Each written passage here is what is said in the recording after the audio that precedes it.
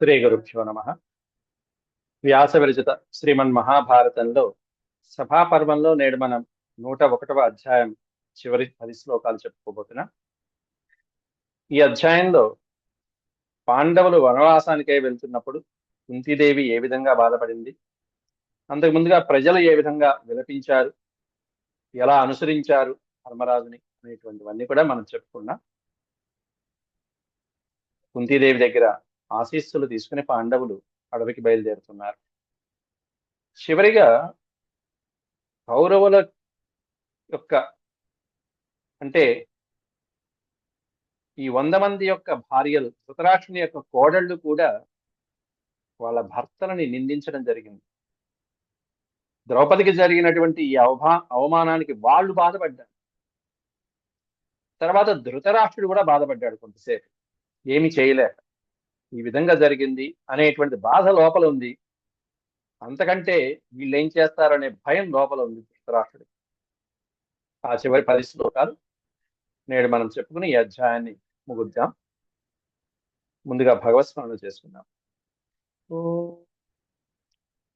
శుక్లాంబరధరం విష్ణుం శశివర్ణం చతుర్భుజం ప్రసన్నవదనం ధ్యాయేత్ సర్వవిఘ్నోపశాంతయే.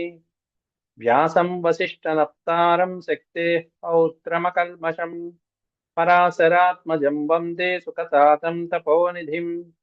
వ్యాసాయ విష్ణురూపాయ వ్యాసరూపాయ విష్ణవే నమో వై బ్రహ్మనిధయే వాసిష్ఠాయ నమో నమః.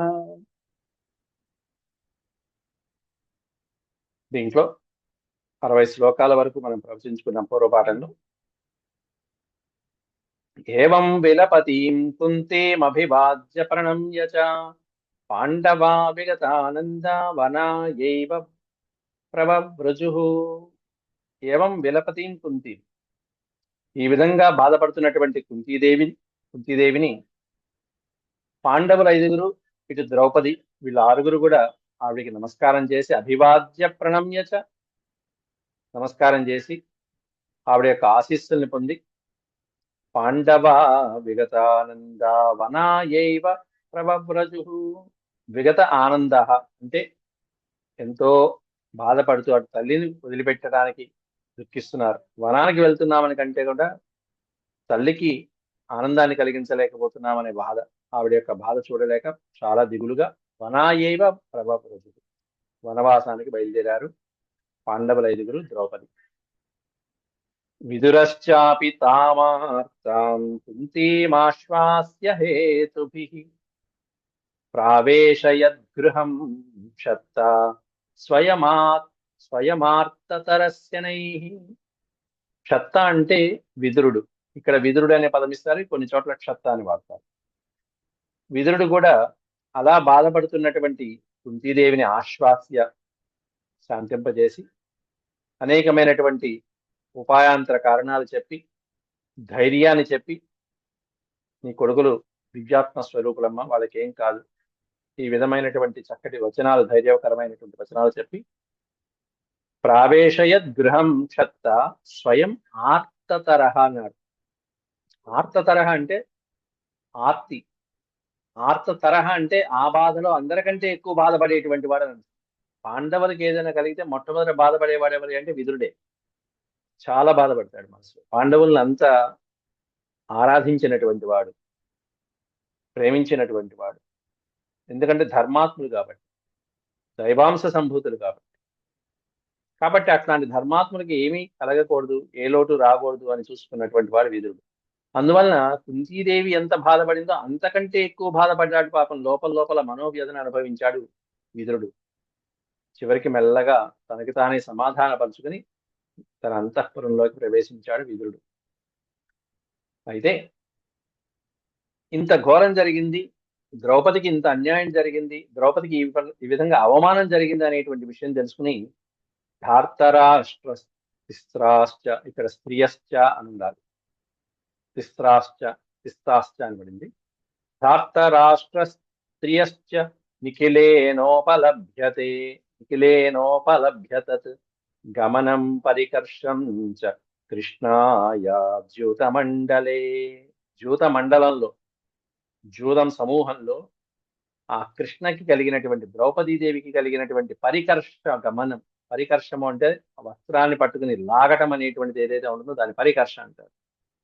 ఆ వస్త్రాన్ని పట్టుకుని లాగటం అనేటువంటిది దుశ్శాసనుడు లాగాడు అనేటువంటిది, ఈ విధంగా అవమానించబడి వాళ్ళు అరణ్యానికి వెళ్తున్నారు అనేటువంటివన్నీ ఉపలభ్య ఆలకించి ఆ విషయాలన్నీ తెలుసుకుని కౌరవ స్త్రీలు ధృతరాష్ట్రుని యొక్క కోడళ్ళు వాళ్ళు ఏడిచేస్తారు.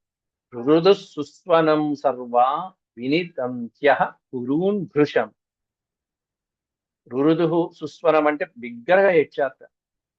మాతో సమానమైనటువంటి ఆ పెద్ద ఆవిడ, ఆ ద్రౌపదికి ఈ విధమైనటువంటి కష్టం వచ్చిందా అని ఏడవటం మొదలుపెట్టారు. పైగా సర్వా వినిందంశ కురూన్ భృశం. తమ భర్తలైనటువంటి ఆ కౌరవులని నిందించారట. ఇది కౌరవుల యొక్క జాతకాలు. అంటే భార్యల చేత కూడా నిందించుకునేటువంటి స్థాయికి దిగజారాడు ఆ కౌరవులందరూ కూడా. పెద్దవాళ్ళ మాట వినరే, ఇంకా వీళ్ళ మాట ఏం వింటారు? సర్వా వినిందంత్య, అందరిని నిందించారు పడేసి ఆ స్త్రీలందరూ కూడా.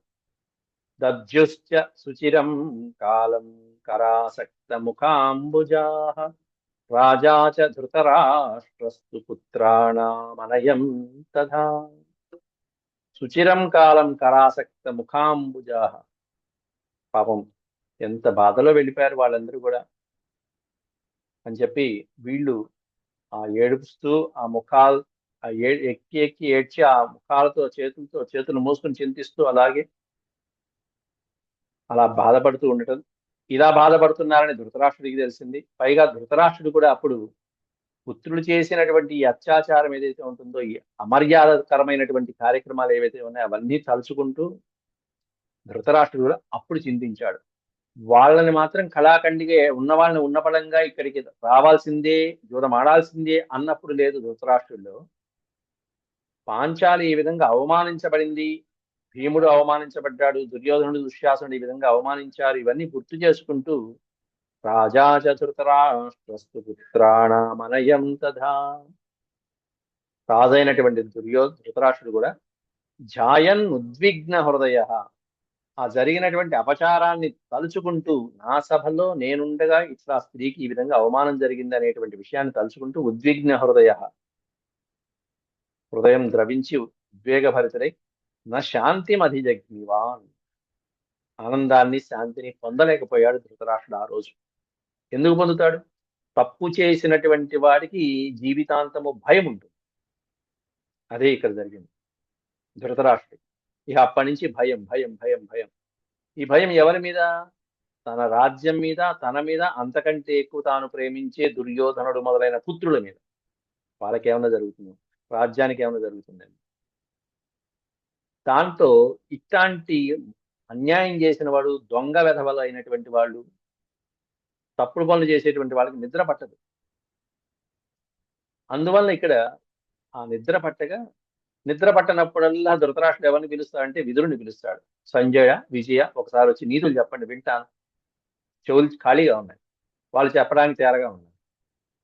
ఇది ఈ గుడ్డి మహారాజు చేసిన పని మహాభారతంలో ఇదే. సచింతయన్ననేకాగ్రహ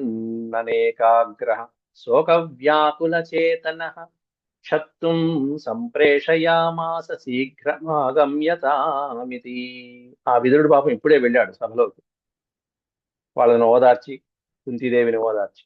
అట్లాంటి విదురుణ్ణి మళ్ళీ శీఘ్రం ఆగమ్యతామితి సంప్రేషయామాస, ఆ విదురుని త్వరగా పిలుచుకురమ్మని చెప్పి సేవకుల్ని పంపించాడు. ఎందుకంటే చింతయన్ అనేకాగ్రహ, ఏకాగ్రం కాదు అనేకాగ్రహ చింతయన్, అనేక విషయాలు చింతిస్తూ ఆలోచిస్తూ శోక వ్యాకుల చేతన. ధృతరాష్ట్రుడి యొక్క మనస్సంతా కూడా శోకంతో నిండిపోయింది, బాధతో నిండిపోయింది. కాబట్టి ఆ బాధలో ఇది మంచా చెడా, తాను ఏం చేయాలి, ఇంకేమైనా చేయాలి, ఇంకేం చేస్తాడు, కొంపంతా ముంచేసిన తర్వాత ఇంకేం చేయాలి వాడు బొందా. చాలా ధృతరాష్ట్రుడి యొక్క నైజము, దుర్యోధనుడి యొక్క నైజములు మహాభారతంలో ఎంత తప్పుడుగా ఉంటాయంటే చూశారుగా.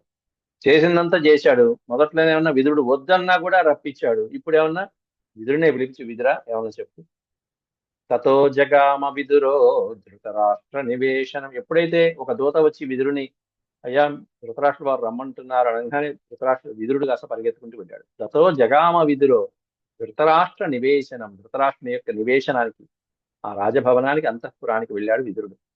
తం పర్యపృచ్ఛత్ సంవిఘ్నో ధృతరాష్ట్రో జనాధిప. అలా విదురుడు శీఘ్రంగా రమ్మని చెప్పడం, ఆ విదురుడు వెళ్ళటం, వెళ్ళిన తర్వాత ఆ భావోద్వేగంతో అడుగుతున్నాడు ఇక. తం పర్యపృచ్ఛత్ సంవిఘ్న. సంవిఘ్న అంటే భావోద్వేగాలతో, మనసు ఏమన్నా ఉద్వేగంగా ఉంది. అట్లాంటి ఉద్వేగకరమైనటువంటి మనస్సుతో ధృతరాష్ట్రుడు అడుగుతున్నాడు. ఆ జనాధిపుడు అయినటువంటి మహారాజు అయినటువంటి ధృతరాష్ట్రుడు విదురుని అడుగుతున్నాడు.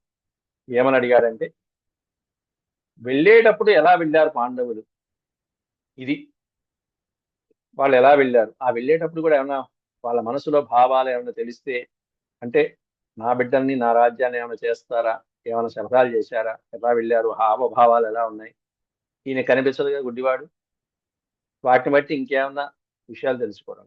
అంటే చివరి నిమిషంలో కూడా పాండవులు అడవికి వెళ్ళేటప్పుడు ఇంకేమన్నా అపకారం చేస్తారా, ఏమన్నా జరిగిందా అనేటువంటి తెలుసుకోవడానికి పిలుస్తున్నాడు. ఇది శ్రీమన్ మహాభారతే సభాపర్వణి అనుజ్యూత పర్వణి ఏకోత్తర శతమోధ్యాయ సమాప్త.